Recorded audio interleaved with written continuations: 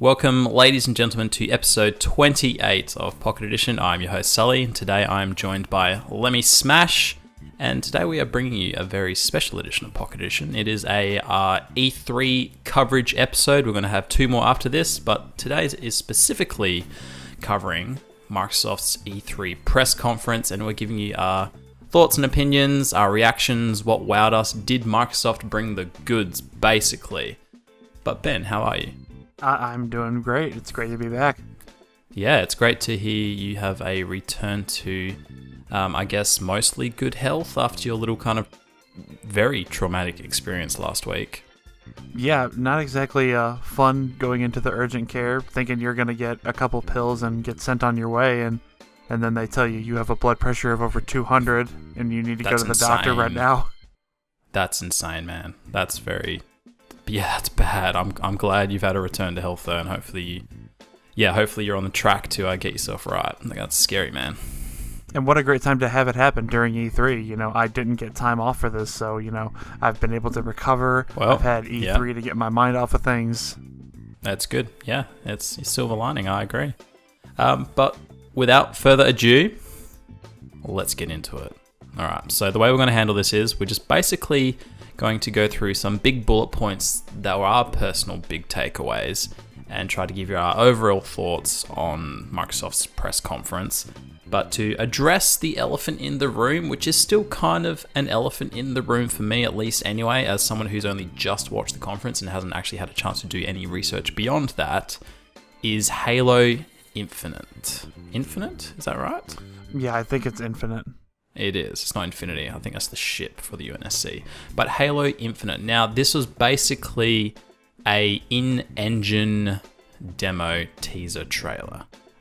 All it basically showed, which I'll hopefully have it up on screen for you here now, if you haven't seen it for whatever reason, is just kind of a highlight reel of environments, really. That's basically all we got. There was nothing to indicate that it was Halo 6. It was simply Halo Infinite. We have had rumors for some time now that 343 and Microsoft have been wanting to move away from the numbers, so this could very well be Halo 6, which is what I personally believe.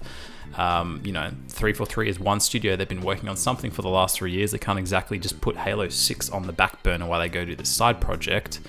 But what was your kind of first initial thoughts on this trailer? Well, there really was nothing to indicate that it was Halo until right up to the last second. Yeah, I mean, there were... Exactly. I was watching the GameCast Twitch stream, and I think it was Count and Joe were kind of, guessing, what is it going to be? What is it going to be? And right at the end, you've got Master Chief holding his helmet, and, that was it. And then it kind of pans out, and you can see that you're on the Halo. But, other than that, it could have been anything. Yep. Now, to dive into some speculation, I have actually been chatting to some other gamer buddies about this, because I was kind of very shocked and surprised as to how it looks like it's moved away from what I expected Halo 6 to look like in terms of a reveal. The visual aesthetics have had a bit of a change up. It does look very reminiscent of past Halos, which Microsoft and 343 have stated that they were doing that. So fantastic, great. The big one for me though, which has been something that's been asked for since basically Halo's conception and release, is to flesh out the Halo ring with wildlife to make it more of a living, vibrant place. Now, in every second shot in this trailer, they demoed and showcased wildlife, which probably was throwing a lot of people off. They would not expect it to be Halo based on just seeing all that wildlife. So that was very interesting. As well, I've seen stated that this, it almost feels like, and we've heard kind of little bits and pieces of information come out of 343, that they've been listening to the fans. We're going to get what we want. It looks like it's going back to, in a sense, visually at least, to its roots a little bit more. It looks like it's set on a Halo ring. God forbid, like insane. Oh my God, it's called Halo and it's set on a Halo. And the last piece that really kind of caught my attention, which I at first found very confusing, was the little reveal of Master Chief at the very end of the trailer, just holding his helmet. Now, the helmet itself, it looks like an old armor set, brought into 2018. It looked it just didn't have that Halo 5 Master Chief helmet look with all that grit and grunge and detail in the helmet. It looked a little bit simplified, a little bit cleaner. I was just about to bring that up because I don't remember seeing a crack in it either. No, it was very shiny and very new. So either in terms of them rebooting that series, perhaps they're being quite literal with it. Maybe they are throwing away some of the kind of old aesthetics and designs and going back to basics, but just continuing the Halo story on this new Halo ring and this new game engine and kind of trying to give us back what we want. You know, they're quite literally changing it up. Or it is, you know, simply just on Halo. They've put in a lot of wildlife, giving the fans what we want. It's a Master Chief focused story, and he's also somewhere along the line picked up a new armor set between Halo 5 and 6. I don't know about that. I think the whole significance of him holding his helmet kind of indicates that it might be not necessarily an origin story, but it probably is some sort of a prequel. Interesting. Because that's you got to look at you got to think about what the soldiers that were walking up to him. What are they seeing? You know, they're seeing Master Chief without his helmet on. You know, maybe they're coming to find him, or maybe this is the first time they've encountered him. Maybe this is his first mission that he's been sent on, and he's about to suit up for the first time. That makes sense. That makes sense to me. But I'm pretty sure I saw stated that it is set after Halo 5. So unless a great deal of time has passed, and then we're having some flashbacks to that great period of time between 5 and whatever Halo 6 is, I don't know. I have a lot more questions than I have answers though going into this. It's just really has me scratching my head as to how much they've rebooted this, aesthetically and in a lot of other aspects as well, or just what is this? What is it? Is it really Halo 6, or is it like a reboot that's just a continuation? I don't know. I've got so many questions, but I'm excited. Some of the images were gorgeous as well. Oh yeah, definitely. It's definitely a gorgeous trailer, and I'm glad that, kind of a side note, that they're bringing Master Chief Collection to Xbox Game Pass on PC so that we can finally play it. Catch so everybody that up, man. I can get hyped for this now because it looks amazing and I want to play it. But yeah, dude. If it comes after Halo 5, I want to be able to be caught up on the story. Absolutely. I wish I was in your shoes. It's a fantastic series. But to move along before we turn this entire freaking episode into a Chief-centered episode. It's kind of like deja vu again. I'm on Pocket Edition talking about Halo. Dude, we can get carried away so easily. So, now Microsoft stated, going to the show, they had 50 games to show. I believe you counted 50 or 51. There were 50 with that surprise reveal at the end. That was 51. That's right, which was Cyberpunk 2077. And they announced that they had 18 exclusives. Now, we're not going to go through and do every single one of these titles. We're going to cherry pick what we liked. But let me smash. What are your pull-aways? I had a couple pull-aways. First off, Session. A little bit of a fake out there. A lot of people thought it was Skate 4, which I figured if they were going to show Skate 4, they would have done it at E3. I'm sorry, not at E3, at EA. Yeah. I always get those two mixed up. But Session is kind of going back to that style of, where Skate kind of came from, because when the skateboarding craze hit, you had Tony Hawk that was really arcadey, and then Skate came along and was like, nah, you can do a really simulation version of this. And now Session is going even more in that direction, and it was kickstarted, and I just checked it out the other day because I heard about Skate 4 too, and the demo is still available. It's still going around, but I figured, it was probably a dead project, so I'm really happy to see that it was announced here. No, it looks really cool. I just wish we'd gotten more, that's all. But yeah, I loved the Tony Hawk games back in the day on the PS2. They were a lot of fun. So I'm very interested to see where this goes. Do you have any other big pull-aways you'd like to cover? I think my other big exclusive pull-away is Forza Horizon 4.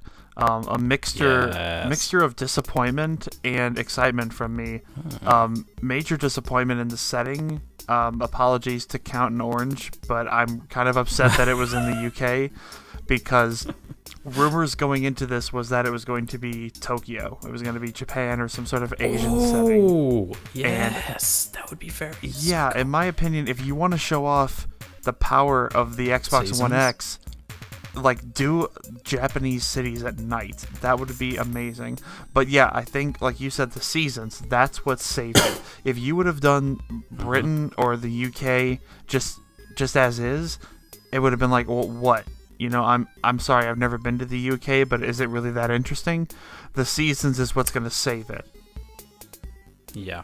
Yep, I have been to the UK. I can't say I've been there for all of the seasons, but it's like anywhere else, you know, really. No, it's interesting. The seasons, I wonder how much the seasons are going to impact it. They seem to imply that the seasons are a big deal, and I liked the idea of the seasons impacting the play spaces in a way that you could have different environments to actually travel through, like quite literally, like lakes will freeze over and you can drive on them. Yeah, lakes will freeze over in winter. It looks like it will rain more in spring, so I'm assuming in spring you're going to have a lot more rain to deal with.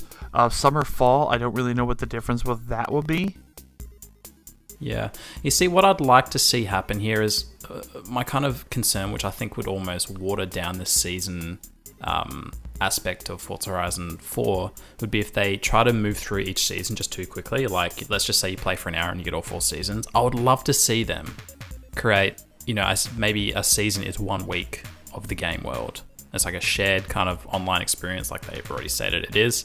And, you know, this week's summer, next week's, you know, winter, autumn, spring, etc., etc., etc., so that, you know, you could create these unique gaming experiences that only happen on, you know, 1 week. You know, when a lake freezes over, you have like a lake event. So, you know, in 3 weeks' time, you get to look forward to these events that come up just in winter to really kind of change up the game. Right. I think that would be the best way to do it. I just thought that'd be cool. And I kind of checked on the Forza subreddit to see what people were talking about with regards to the game.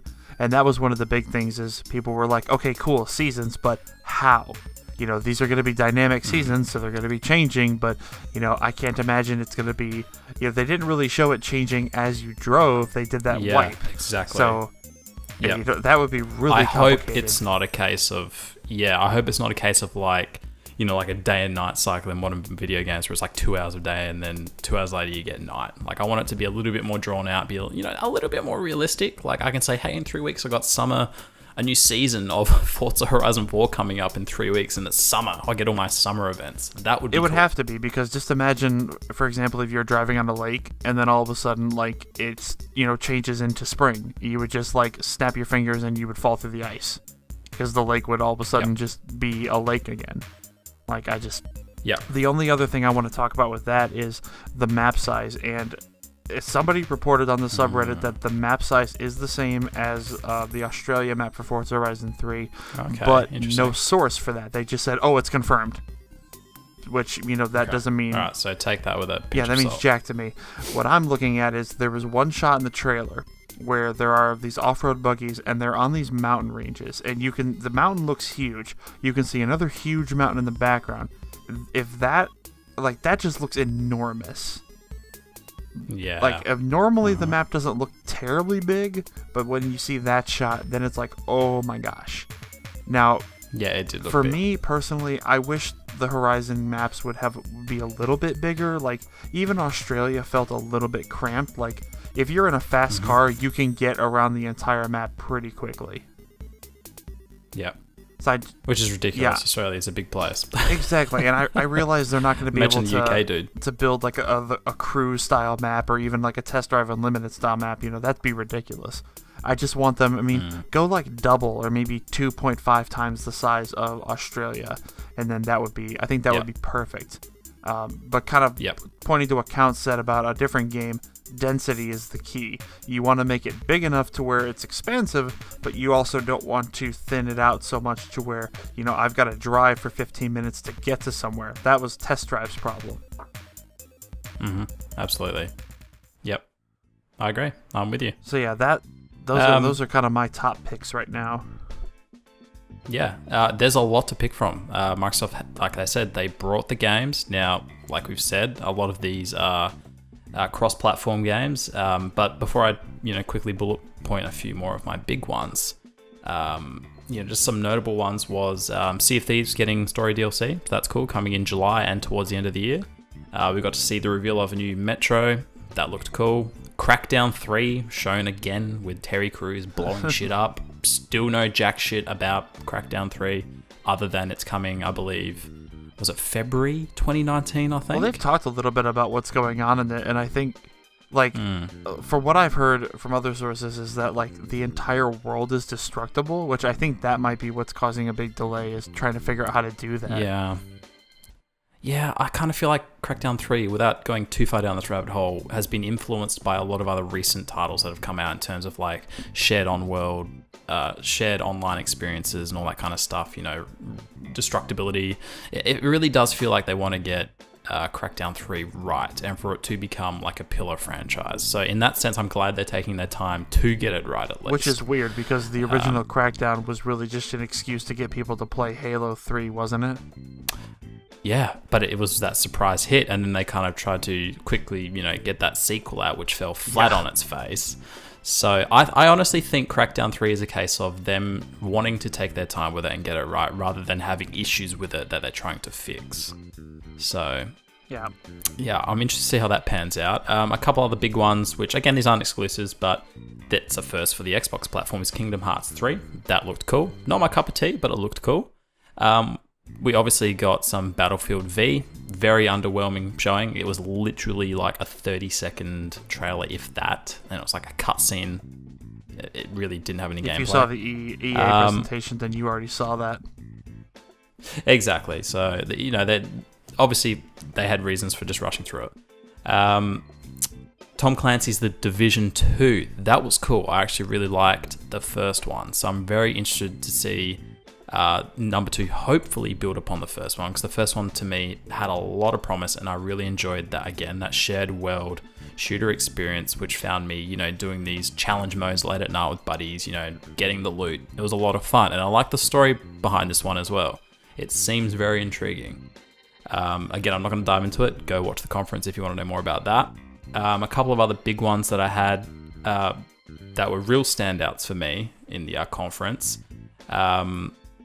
was Tunic, surprisingly enough. Oh, Tunic, that little adorable. fox. It was very cute, didn't it? It kind of reminds me of Rune, or how would you describe it?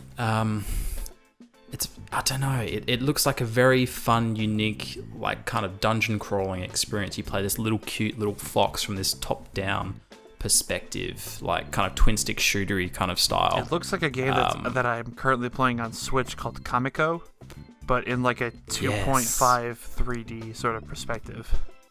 That's exactly how I described it in your notes.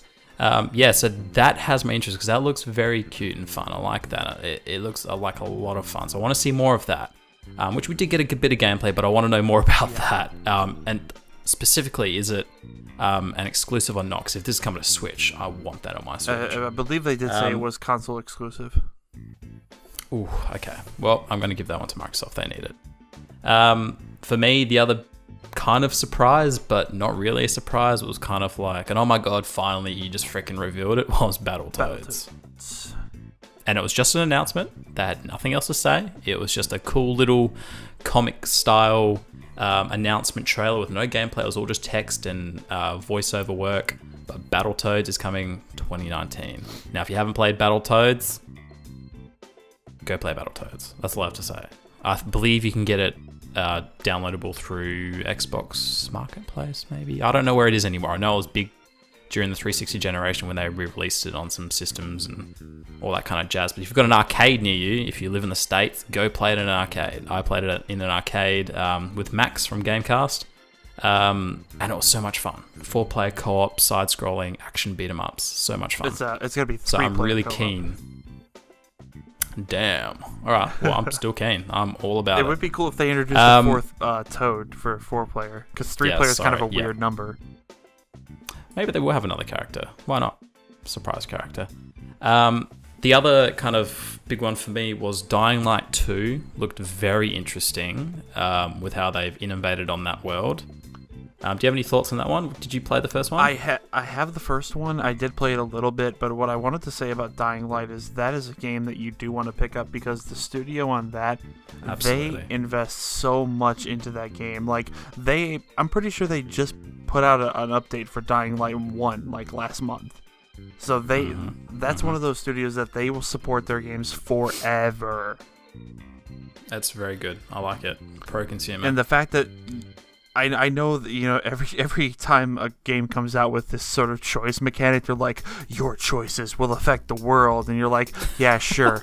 This one looks like it might actually pull it off. I mean, just with the one choice that they had, where you can choose to where the people were hoarding water, and you can choose to make them give it up, and then they said, oh, if you get them to give it up, well then you'll see people drinking water in the street and morale will improve. And I'm like, that's some deep level create integration. A black market around it as well, and that was just one dynamic or aspect of ways that you can influence the city. So yeah, it's cool, man. I'm excited. And they didn't even dive into the zombie stuff. They were just like, yeah, and by the way, this is just during the day at the end of the trailer. And then you've got all the zombie crap at night. The first game was about freaking zombies. And now they've just built this whole new system and game world and dynamics around this existing, now it's just almost like it's just, that's just what's happening in the world. Isn't that kind of interesting that the most recent couple of zombie games aren't really about the zombies? It's just we've got this game where you're building bases and you're, getting survivors and, you're building a team and, there's some zombies, but it's really about team building. Yeah, it's cool. It was kind of refreshing to see it not just be, it's a zombie world, survival game. It just looked like it's really interesting. Yeah. So I think I'm going to pick that one up. I didn't actually think I would be interested in it when they said Dying Light 2. I'm like, oh yeah, okay, I played number 1. How much could they really innovate on number 1? But it looks like they really have innovated. But moving on, Gears of War 5. Did that do anything for you? I was never a big Gears of War fan, and honestly, the stream that I was watching kind of cut out right during the fake out Gears Pop announcement. No. So it kind of went from Gears Pop, haha, to right in the middle of the trailer. It actually did have a jarring transition, so you may not have missed anything. Oh, okay. It was very strange. Well, I'm noticing another female protagonist, it looks like. We're getting a lot of female protagonists because this one, Battlefield 5 single player, looks like it might have a female protagonist as well. Now, if you have not played number 4, the female protagonist, memory serves me correctly, is called Kate.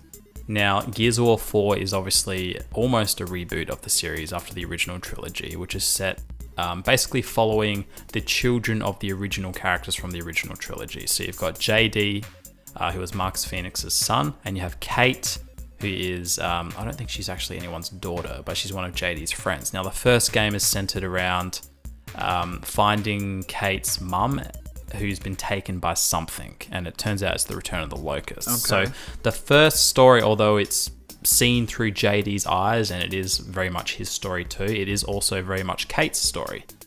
So it's interesting, and I think a natural progression for Gears of War 5 to follow her story next. We've done JD's, and now we're going to follow up what's happening with the rest of Kate's story. So I thought it was kind of a natural, kind of acceptable progression to have her as a female protagonist. It didn't feel shoehorned in for the sake of having another female protagonist. But in general, the vibe that I got from that reveal trailer, it felt like the storytelling in Gears of War has grown up. That's what I got away from that. It feels a lot more serious, heavier, emotional, less kind of, the stereotypical dude bro stamp has been seemed to have more or less stayed away from it. I think a lot of franchises have kind of been doing that, because that's kind of the same thing that happened with this new God of War. Yeah, yes, absolutely. It almost feels like a transition like that. Like number 4 did have a lot more of a serious, heavy, emotional story compared to the original trilogy, but this one seems to have taken that a little bit further. And it was only a brief glimpse, but it looked like they were trying to portray something that was like they were there to tell a story that had meaningful impact rather than to create just another third-person action-centered shooter. Right. Which I thought it's got me, man. Sort of I'm like as gamers, as we as gamers are growing up, our games themselves are kind of growing up in a way. Yeah, at least our franchises are growing up with us. So that's going to be interesting. Yeah, I'm excited. I did have another high note I forgot about that I wanted to mention. Not a new game, not even an exclusive game, but Tales of Vesperia is being re-released. Oh. Now, I am a big fan of the Tales series, and Tales of Vesperia is probably like in my top 3 of the series. Mm-hmm. That game, it was released on Xbox.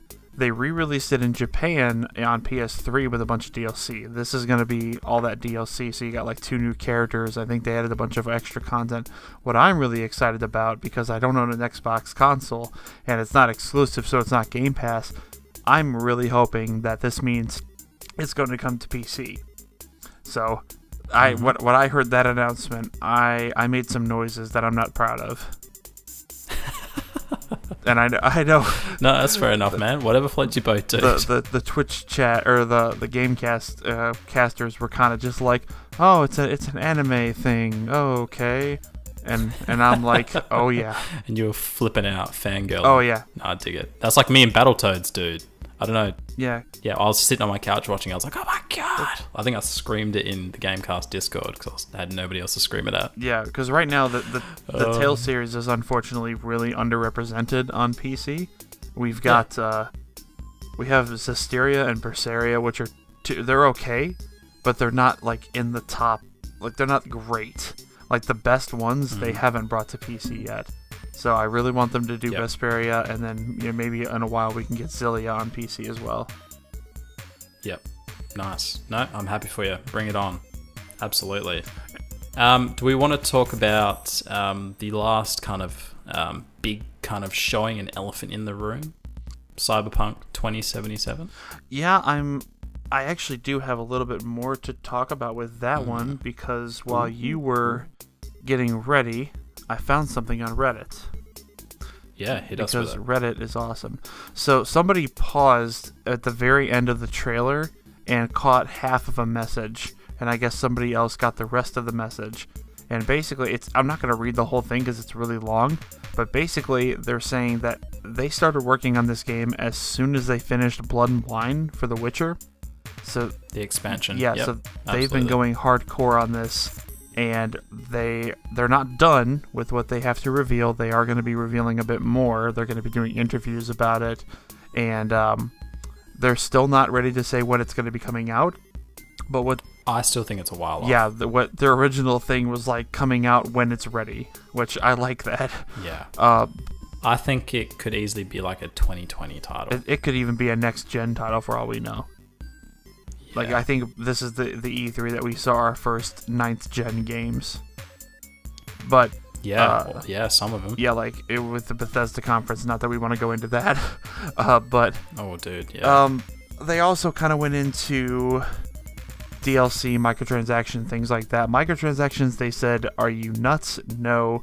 DLC expansions, things like that. They basically said, whatever we did with The Witcher 3, you can expect us to do the same thing with Cyberpunk. So, yep, pro-consumer. Exactly. CD Projekt Red doing it right again.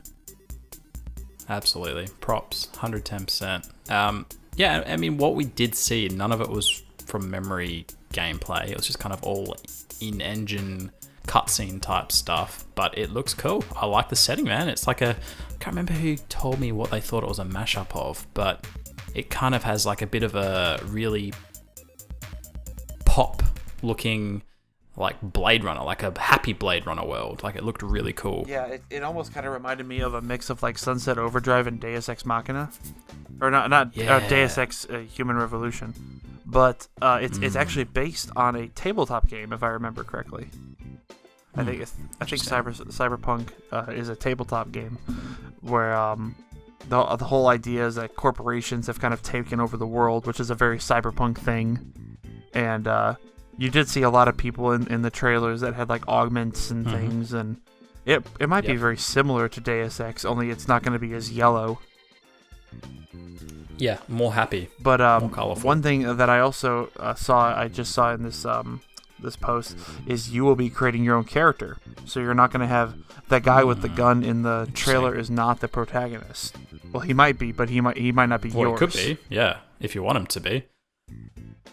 Yeah, it could be the default. No, it's interesting. I'm very, very, very excited for that one. I don't know when I'm going to get time to play it or when it's coming out, but yeah, I'm keen to see more. So to quickly wrap it up before this turns into an hour epic, a couple of big bullet points for Microsoft's conference, which kind of adds up to my overall positivity towards their conference is, one, they seem to be kind of getting back on track with delivering the experiences. You know, they've got the infrastructure, they've got the hardware, it's all there.